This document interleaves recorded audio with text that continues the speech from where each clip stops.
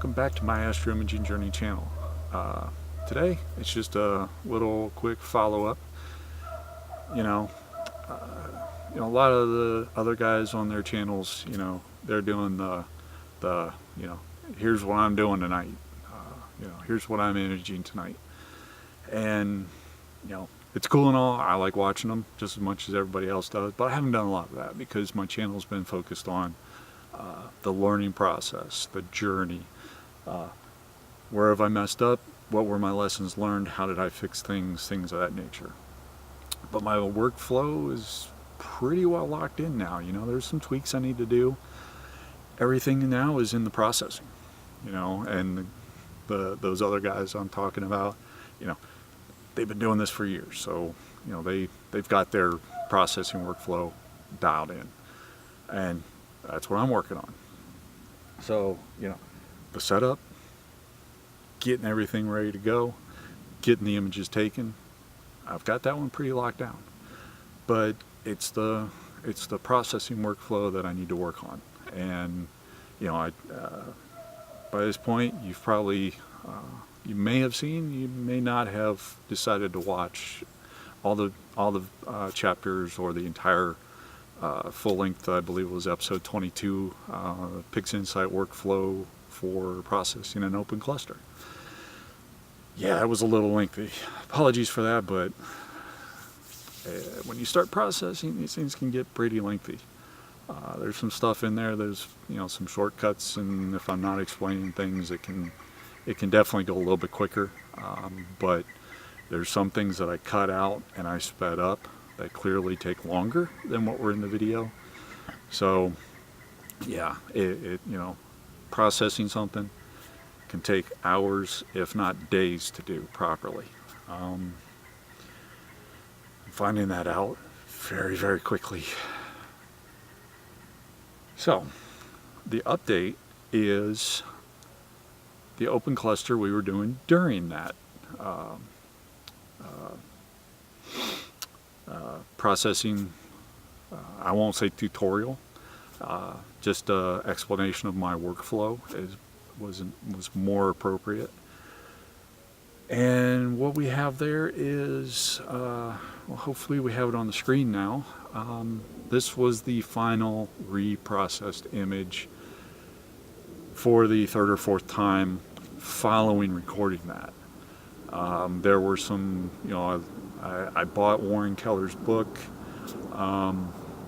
and read up on some of these processes a little bit more, specifically the subframe selector and some other things. And I really found that some of the things I weren't utilizing exactly correctly for what I was trying to do. So I went back, tried a few things, went back, didn't do the deconvolution, tried a bunch of things, and about the third or fourth time I got this image, which I think is pretty darn good as far as I'm concerned. First target having 8 total hours of images. That's 480 1-minute subs. 480? Yeah, 480 1-minute subs. That's a lot. And I had to redo some of those because when I was going back through the subframe selector and I was going through some of those things, I was looking at them in the raw format. Some of them clearly weren't as good as I thought they were, so I ended up taking a few, probably 20 or 30. Grand scheme of things, it probably didn't help that much. But bad data, good data, if we can get good data, we will. So I did that and, reprocessed the image using some different values, omitting a few things and doing a few things a little bit differently, and ultimately this is the image that I got right here. I'm happy with it. I've actually ordered that on a 12 by 18 metal canvas to see how it looks there as opposed to on the computer screen, but we'll see what we get.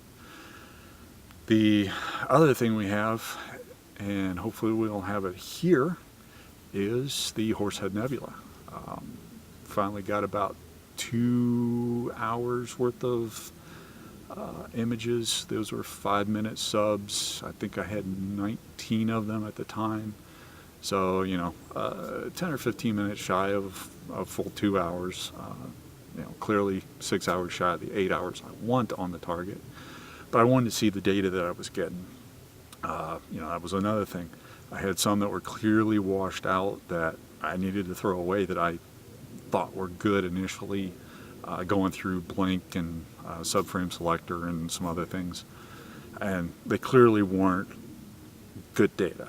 So I threw those out, ended up getting some more, and lo and behold, did a quick processing last night. This was only 4 hours of processing. It wasn't a lot, and I think it looks pretty good. Not as good as it could be, especially once I get, the next 6 hours worth of data, hopefully, and, can really hone in on the data, reducing that noise, and, just getting more detail out of the image, and then taking my time. Like I said, that was a quick 4-hour session, going through it real quick, and just not really paying attention to what I was doing, because this was a nebula as opposed to an open cluster, so I was kind of trying to do the same things and was having to backtrack, and but first attempt at a target like this as far as processing, I like it. I know I can clearly do better, but hey, it is what it is at this point. I'm happy with this, and we'll see where we go. And, at some point, I'm going to maybe do some of those things that the other guys are, here's what I'm photographing tonight, and, maybe a quick little stretch and blah, blah, blah. I don't know what I'm going to be able to do. I don't have the field of view where I can get, 4 hours on one and then do a quick process on it and throw a quick video together. We'll see what we get. But for now, I'm, like I said in my last video, I'm loving this hobby, loving this journey, loving each and every one of you that's taking their time to watch these videos, subscribe, the whole 9 yards. So with that, I'm gonna leave you be. Have a good rest of your day. Clear skies. Have a good one.